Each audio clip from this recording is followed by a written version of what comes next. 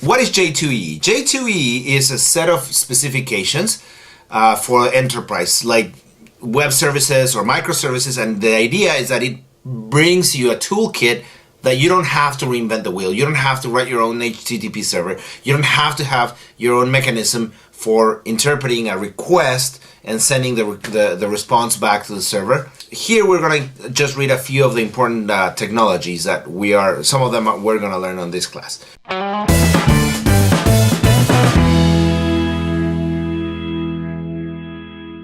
Enterprise Java Beans is just a way of encapsulating business logic. And this is an extension of the Java Beans, which was a way for standardizing how certain class would be representing objects, how certain class would be representing certain data, and it was just a basic standard of not having arguments in the having an argument-less constructor, having a specific getters and setters for all their methods. So Enterprise Java Bean is just essentially an extension of that. Java Servlet technology is essentially the core of the web technology for J2EE. And the servlet is the runtime that is going to read a page or resources of pages and transform the data and then return the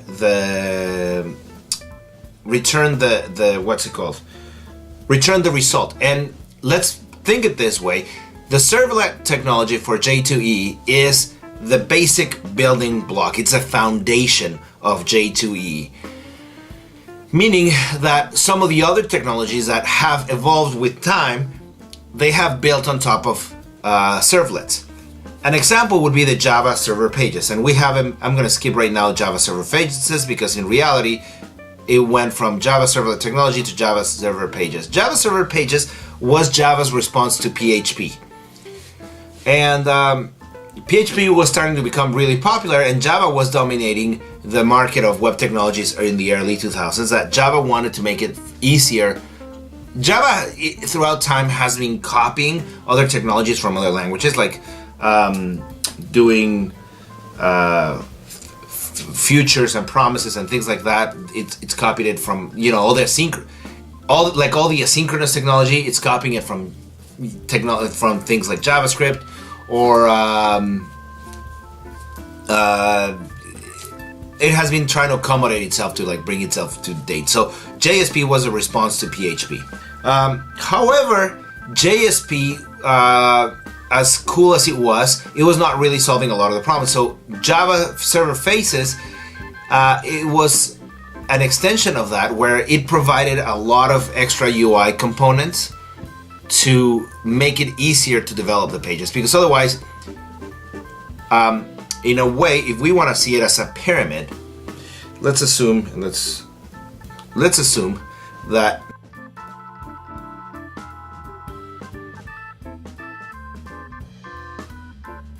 Java Server Pages, which allows you to write, do certain powerful stuff by embedding HTML tags or XML tags and make it a little bit simpler to write something a little bit prettier. However, that was not including any front end or any way of handling certain things. You still had to write everything by hand. So Java Server Faces is essentially this part of the top, which allows you to all this part, and I'm going to try to color it as best as I can. This part, the top, that right here, this part right here is Java Server Pages. However, not everything is backend and frontend. A lot of the times you have to write just web services, and that became a really popular thing like around 2004, 2005, where services like SOAP, that was being pushed by Microsoft and their C# platform, they were pushing a lot of XML definitions and stuff like that. So Java Server Pages was more or less okay for doing such a thing, but not for JSON RESTful web services, where you're actually representing in a minimal amount of character, because XML is very verbose, as we have seen throughout our POM configs, or even our web configs, which we're gonna see in a second. XML is very verbose, and then when you're sending the amount of data that you're trying to send, sometimes just describing an integer takes a lot of data rather than just writing an integer. So something like JSON structure is a lot smaller in transportation, so you can actually push a lot of data in the same amount of space that it would take to push little data with XML. So for that reason, then Java decided to expand it by having the Java API for RESTful web services, and that would comply with a lot of the APIs that we see online, where you have URL / model / whatever you want to access, like resources that you're accessing, and then if you do a GET request on that URL, then it's a read operation. A put is creating a new element, etc., etc. And also because of the popularity of JSON processing and it not being native to the JDK, in Java 2 we had to use the Google version, which is JSON. Here it's actually built in Java 2EE. So it also adds the capacity of processing JSON structures. So a Java servlet is, like I was saying, is the basic building block, or the base, or the foundation for the J2EE web technologies. It's just essentially the standard for implementing a way to handle and responding to requests. So it has a built-in capacity for get, post, put, and delete methods, or all the other HTTP methods. Essentially, it's complying with the HTTP protocol.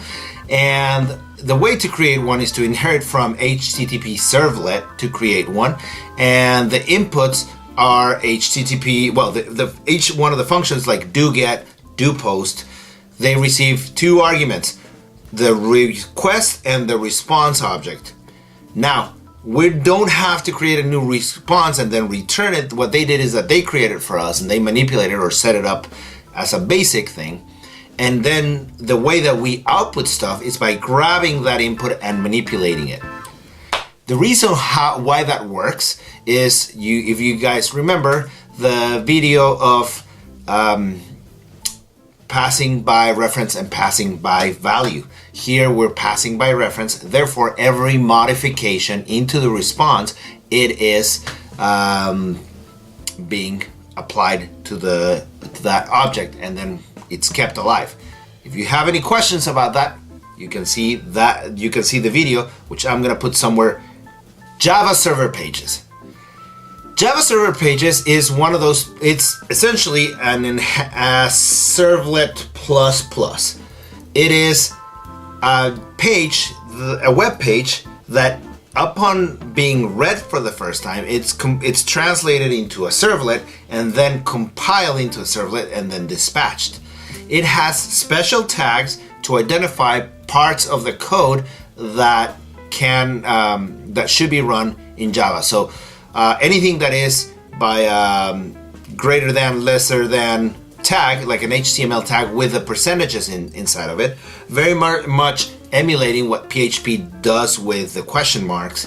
If you are familiar with PHP, essentially the code that it's there, it's Java code, otherwise it's just a static HTML. This is really useful for whenever you have libraries like jQuery or things like that, and you're building your HTML page and you want to look at it as an HTML, not as a concatenated ugly string, which would be the thing to do on the servlet. Here it's a little bit more human readable.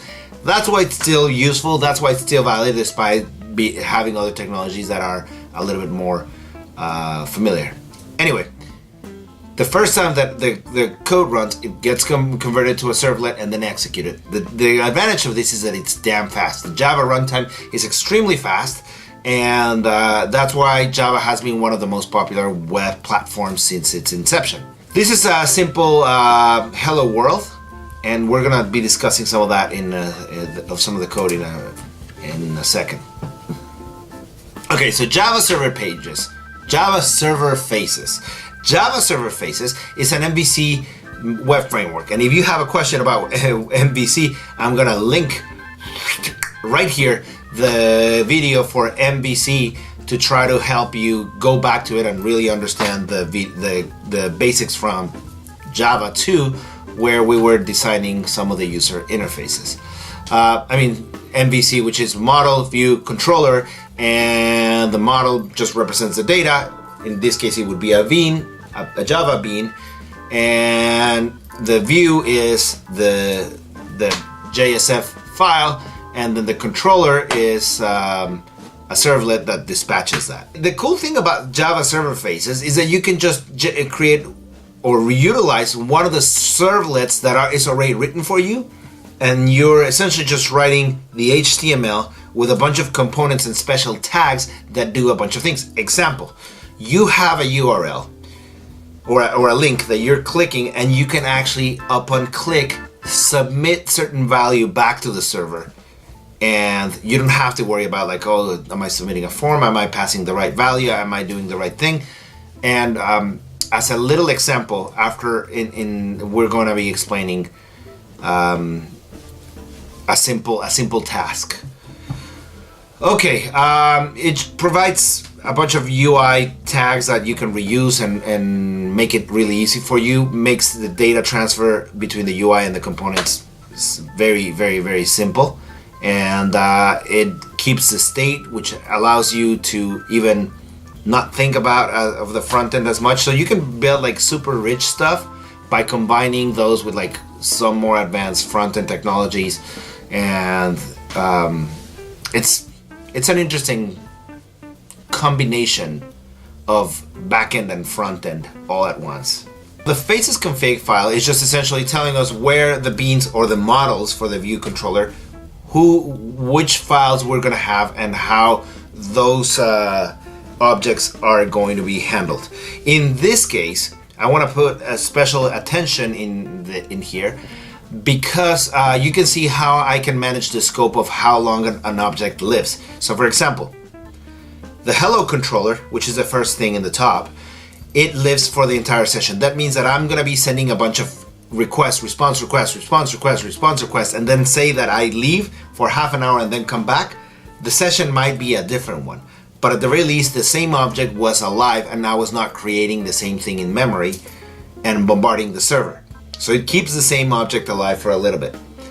The second one, which is just essential at a date object, the scope is just a request. So every time that I say a request, it's going to create a new object, and then the garbage collector is going to take it away. Then a new request is going to be sent, and then the garbage collector is going to take it away. So it's really, really, really interesting, especially if you think about it. Like, yeah, the scope is quite different in both, but I really wanted to put this emphasis on the faces config. The faces config is really important to tell the servlets where things are configured. The last technology that we're going to visit here is a Java API for RESTful services. So the Java RS allows you to really quickly just download certain data into a JSON format or into an XML format, and you can, without having to modify the web XML file, you can keep you can define like every single URL from the class without having to like flood it and bombard it with other with certain values. So for example, you can put the path, you can put the methods that API is going to respond to, and the input that is going to receive, as if it's JSON files or a form encoded format, and what is the output going to be, what is the output format, and other annotations. So it's really convenient, because very much like JUnit is very annotation driven, here it is also very annotation driven to tell you where that resource will be, what is a path, what is a method that you are going to be accepting, the data input that it's valid, and the data output that it's invalid. So there's two things that need to be added into the POM. One is the Jersey server, which is part of the JAX implementation that handles dependencies, which is the JSON translator and also the JAX basics. And we're going to use a generic servlet that is going to handle all the inputs and outputs and mapping all the directions. That's why we can only do it in our files rather than having to define like 20 different things. It makes it a little bit easier. It makes it a little bit simpler to define it.